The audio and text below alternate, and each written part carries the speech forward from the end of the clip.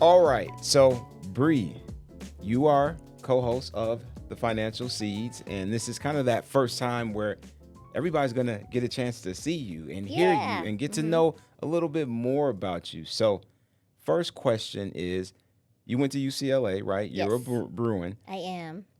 Tell us about Westwood, your favorite memory about being on campus. Well, the campus is so beautiful. Like, there's just so much to say. I could probably do a whole episode on that. But I loved sitting near the Jan steps in the grass and just chilling out there, trying not to have the squirrels trying to devour my food. But, they're a little vicious. But I love being out there. Dee Ree's was probably another big one. I hope it's still there, but they had really cheap ice cream sandwiches that were amazing, like $1.50. So those were the ones that come to mind. But Okay. yeah, Okay. beautiful And place. you talked about ice cream, so I'm going to jump right on that. Favorite ice cream flavor? So these questions are always hard for me because I feel like it's dependent on my mood Okay. a lot of times. But I'm going to go with Haagen-Dazs coffee flavor for today. That feels right. So, Okay. yeah. Okay. And last question. You are essentially a newbie here at Silver Yeah, State yeah. Schools Credit Union. First month, what's the best thing that you're experiencing right now being a team member here? This is a good question, and I am going to be completely honest. It is the people. Okay. I have been so overwhelmed by such a welcoming and supportive staff. I've been telling everyone, I'm like, these people love what they do. The credit union's awesome. So I was really surprised, and it's definitely been my favorite part so far.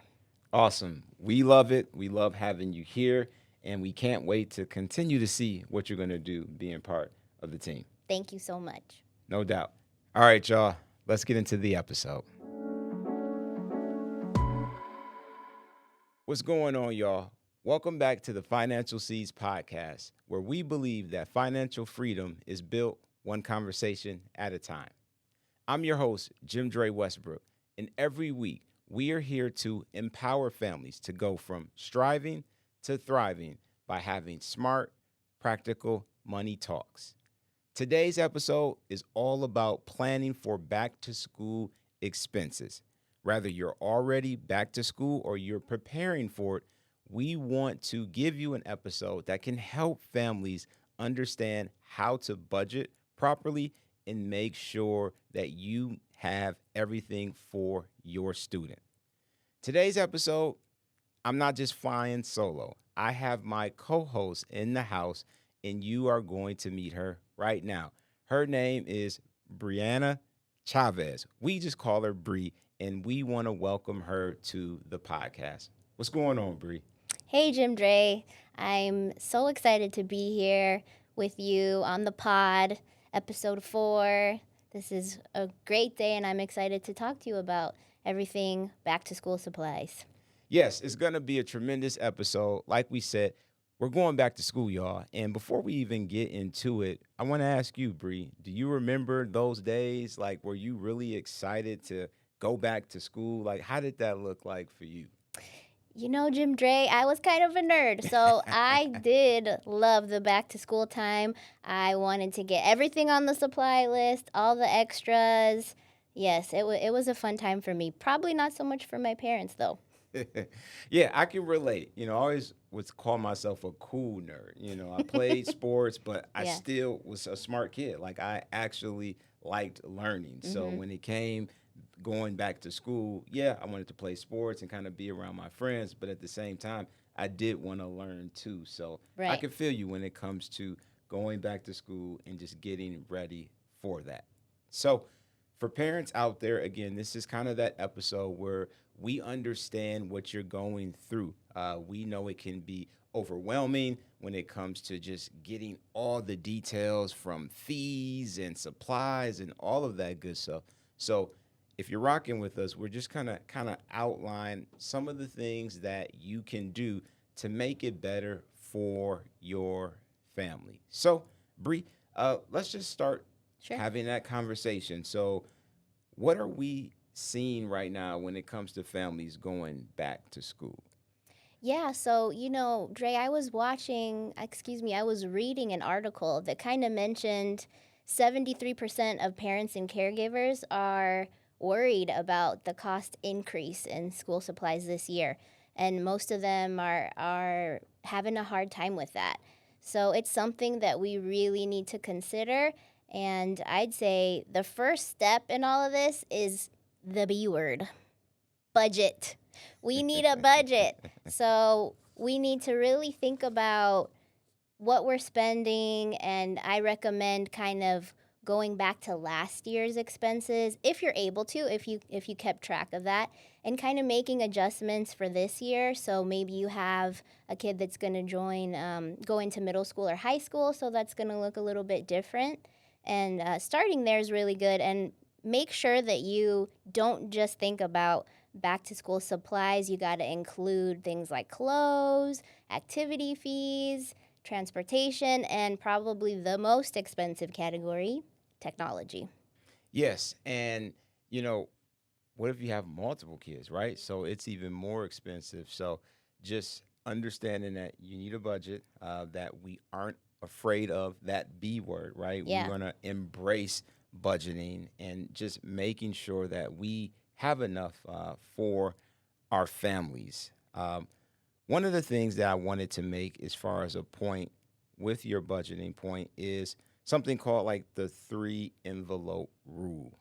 You can put them into buckets, baskets, whatever you want to call it, but really define your must haves, your nice to haves, and your extras. So when we're talking about those must haves, those are, notebooks, those books, uniforms, Right, right? right. These are things that you have to have in order to, do school the way that you do it. Nice to haves, these are kind of like, you have a backpack, but you want that cool backpack, right? Yeah. That's something that is nice to have. Same, maybe a lunch container. Your parents pack your lunch every day, but instead of getting that fancy one, that's a nice to have. And those extra, you talked about technology, with that being the most expensive thing. I know everybody likes music. Maybe you want to look cool rocking Yeah. your earbuds. Maybe you don't get the top shelf ones, but you again learn what those are different from the must haves, the nice to haves, and the extras. Yeah, that's a great point. I want to just add in a little tip too. Sure. JimDre, I'm an auntie of 6. Yeah, nibblings, right? Yes, I have 6 nibblings, nieces and nephews. If you weren't, cued to that word, it's a new one for me. But anyway, we do a scavenger hunt. Really? So yeah, what we do is it's back to school time, and the first thing we do is like go around the house and see what we already have. So this is Nice. what I encourage them to do at home, because a lot of times we have paper notebooks that we never use. They're laying around somewhere, pens, erasers, all the cute stuff, and we need to reuse it. Yeah. And I even tell them, hey, hit me up, call Titi, call your grandma, and see what they have laying around, because I also have a bunch of stuff that they can use. So I just think that's a really great pro tip, to see what you have laying around, and maybe you have some close family members that can contribute, and especially if you have a larger family like my sister. Yeah, I mean, I could probably count just a number of books just chilling that I did not finish. I like writing on my spare time, so those composition books, right? Right. You never really fill them up. So I think that that is a great point, where if you have some of those just kind of laying around, that they can be reused, right? Yes. And doesn't matter if I only used it half, and it doesn't, it's a different subject. Throw it away. Like, Right. that's paper. Like, Right. that's cost. That's a value out there. So, it's a good note for everyone out there that if you do have a half-used composition book, you need to use that. Make sure that you get all of the use for all of the things that you or your cousins or your siblings had, to make sure that that helps you budget wisely. Yeah, and who knows, you might go back to a little, memory or something you wrote in there and trigger something. So Yeah. sometimes we never look back at those things. So Yes, no, I love it. I love it. So let's kind of talk, you know, You said that you have your nibblings, Hmm. 6 of them, and let's say that you have that type of family where you're not the only child, like you have 4 or 5 siblings. So you know from that family, you're going to spend a lot of money, whether your brother and sister play sports or you have just a lot of different fees. Yeah. One of the things that you can do as a family is almost create this buffer, if you will, back to school buffer, aka an emergency fund that you can pull from during the year. One of the points that we're trying to drive home is that this just isn't a season, if you will, Yeah, right? for sure. Where every August we do this, and once August is done, it's a wrap. School for the most part is almost all year, with the little summer break, but we want you to be prepared to save and spend the money whenever you need to. So if you kind of create this emergency fund, uh, it'll be there no matter what happens. If you need a new uniform, if you need, hey, I want to play sports this season and I've never played, well, you have some of those fees already saved up in order for your child to do the things that they want to do at school. Yeah, those hidden costs that sometimes we just don't think about. So I like to recommend obviously discount Yep. stores, community giveaways. Don't be afraid to thrift and Yes. swap and reuse, like we mentioned before. There's a lot of great tools and resources out there. I have a really close group of friends. A lot of them are parents, moms, and one thing that they like to do is they kind of separate weeks. So they'll take one paycheck early and be like, okay, this paycheck we're gonna spend a certain amount for just the clothes and the shoes. And then maybe in another week or two, they're gonna take part of that paycheck and have it go towards things like new backpack and lunchbox. And that kind of helps to create, like you said, that buffer. So there's a lot of good tips out there. No, I love that. And as we, kind of continue to find ways to save money, we want to give you guys some smart shopper tips, if you will. So if you are taking notes already, congratulations. We appreciate you and that we hope that we are helping you and your family. But let's say you're the person that you haven't taken a note yet. This may be that time that safely, if you're driving, we want you to continue to drive. But if Yes. you are at home and you have a notebook and a pen, you might want to take some notes for these tips. So let me just run down a few shopping tips that can be helpful when we're talking about going back to school. Uh, you want to make a list and you want to make this shopping list and stick to it. Never shop without a list. And that goes whether we're talking Yeah. about back to school or Guilty. even Guilty. I do going that too grocery much. shopping, right? Yes. We want to make sure that you know what the purpose is. So when you make your list, we want you to stick to it. And again, don't leave home without it. Don't go into a shopping cart without it. Buy in bulk.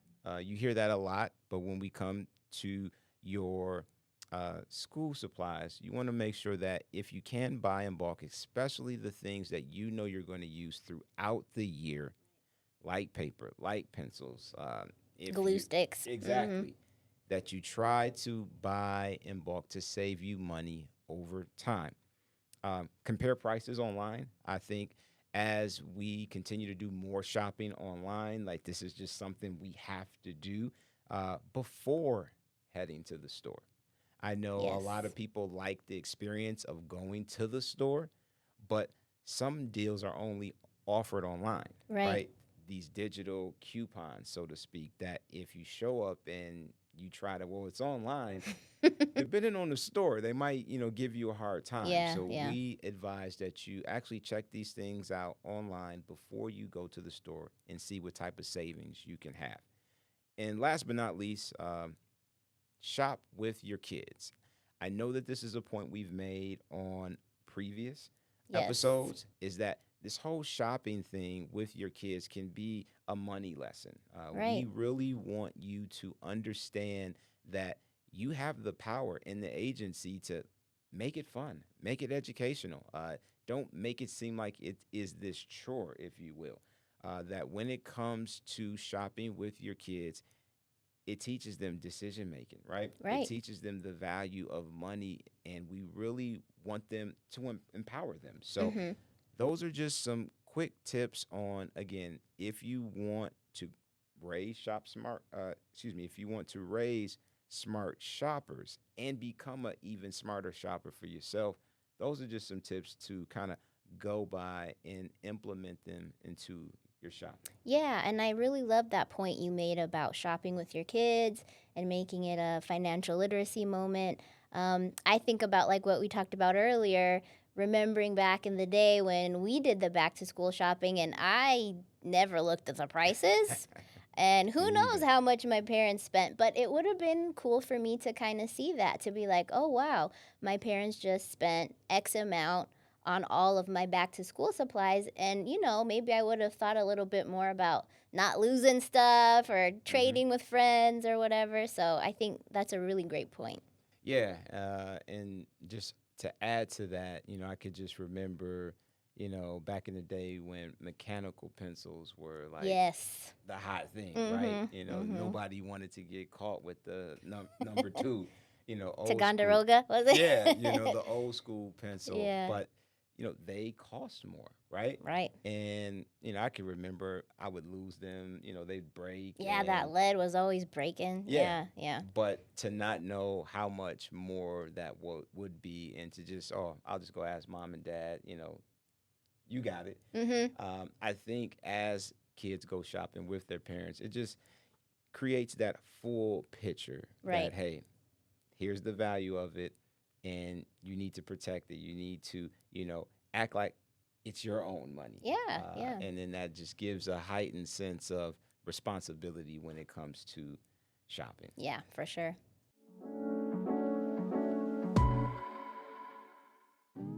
The Financial Seeds podcast is powered by Silver State Schools Credit Union. At Silver State Schools Credit Union, our focus is to provide excellent member service and financial solutions for life. Las Vegas! It's that time of the year where our community comes together and we vote for the annual Las Vegas Review Journal Best of Las Vegas Readers Poll.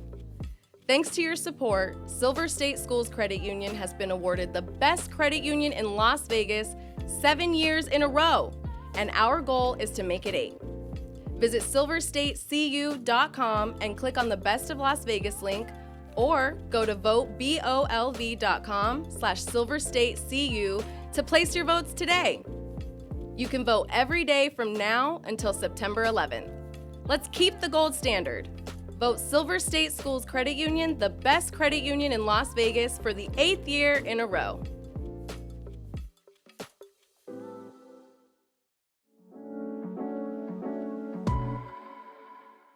All right, all right. So we're going to kind of pivot just a bit.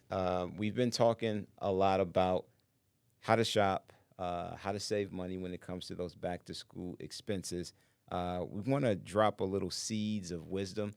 This is kind of that segment where we want to make sure if you haven't gotten that takeaway, you can get it right here. Yeah. That it will help you grow your financial wellness. So what we want to say is we want to make sure that you're planning with the big picture in mind. Think of it as a sports season. I'm a sports fan. I know we talk about sports on here at time. And if you are an NFL player, NFL season is about to start very soon. And there is one trophy at the end of the day, and that's the Lombardi Trophy. That is won usually in February every year. But all the teams are training right now, wanting to prepare for that season. Mm-hmm. So when it comes to your financial season, and specifically going back to school, we don't want you to treat this as this is just a one-time thing, 1 week thing. This is a season that runs through the course of the year for the majority of the year. So as you are planning your finances, we want you to kind of think about that. Again, there are going to be things that your children will need throughout the year. So prepare for that. Plan for that. Again, big picture in mind, knowing that it is a longer season and not just, again, this one-time thing, this 1 week thing Right. that, you got back to school drives and like all of this stuff. essentially there's almost like a back to school drive, seasonally. Yeah, for sure. So we just want to, paint that picture where the savings, the budgeting, all this is to prepare you to have your finances in order for the year. We really want you to organize your finances, because the more organized your finances are, the better prepared you can be for those things that just kind of come out of nowhere, those emergencies, right? The fees that we talked about, those hidden fees. We just truly want you to be prepared the most you can. And the way to do that is big picture. Know that this is a long season and that there are going to be some things you might face financially. And the best way to do that is if you are prepared. Right. Yeah. So yeah, let's just do a really quick recap of the main points today. I think the big one was the B word, budget. You need a budget. Preparing again for those hidden costs and having that buffer.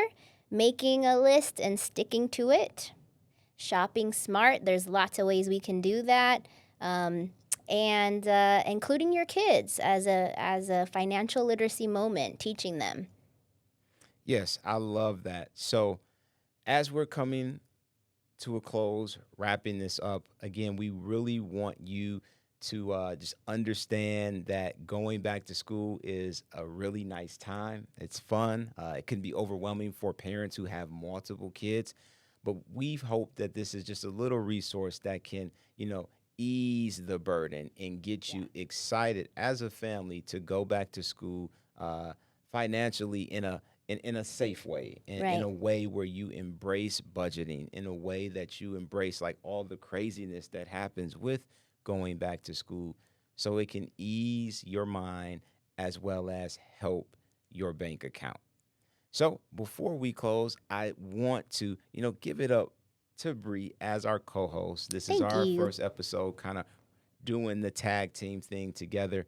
We really appreciate the insight that you will bring to each episode, and can't wait to hear more about your nibblings. I know we'll probably jump into that yes, for sure. For other episodes. But again, we really appreciate you guys watching and listening to the Financial Seeds podcast. If you please can, we want you to like, we want you to subscribe, we want you to comment to our YouTube page. If you're not following us on our social media platforms, please follow us on all of our social media channels and share this episode. Whether you have a child going back to school or not, you know someone who can use this information and pass it along so that they can be prepared to handle this long season. As always, keep planting those seeds. My name is JimDre, her name is Bree, and we will see you guys next week.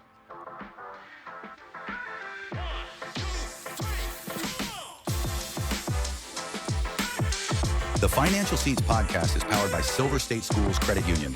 Hosted by JimDre Westbrook, co-hosted by Brianna Chavez, produced by Leandre Fox, and created in the Scott A. R. Kills production studio. The Financial Seeds podcast is for informational and educational purposes only and is not intended as financial, legal, or tax advice. All opinions expressed are those of the hosts and guests and do not necessarily reflect the views of Silver State Schools Credit Union. Listeners should consult with a qualified financial professional for advice specific to their individual situation.